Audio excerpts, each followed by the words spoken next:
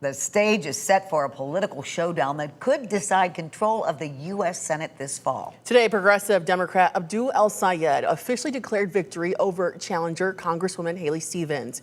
He won Tuesday's primary by less than 15,000 votes. Now he will face Republican Mike Rogers in November. El-Sayed addressed his supporters this morning and laid out what is next for his campaign. 13 on your side, Nick Nelson starts us off from Detroit.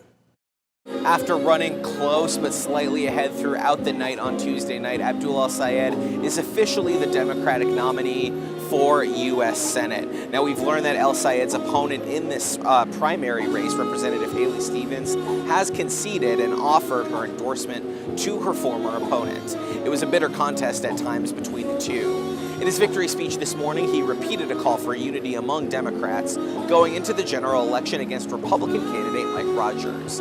He also says he'd like to bring in new voters into the fold headed into November, directly taking on his new opponent, Rogers. If you're willing to go and travel your state and have the conversations in rooms big and small, starting in moments when people aren't even paying attention to an election, but are paying attention to the price of gas and the price of groceries and the price of housing and the price of healthcare, that you can build a conversation that builds into a movement that defeats Goliath. Mike Rogers is a guy who, believe it or not, went back to Florida so he could lick every single boot Donald Trump owns to beg for his endorsement. I'm so sorry. If you want a senator who's going to lick some boots, fine, go vote for Mike Rogers. But if you want a senator who's going to stand up to Donald Trump, then you've got your option right here. And in his speech, El-Sayed challenged Rogers to 5 debates ahead of the November 3rd general election. In Detroit, Nick Nelson, 13 on your side.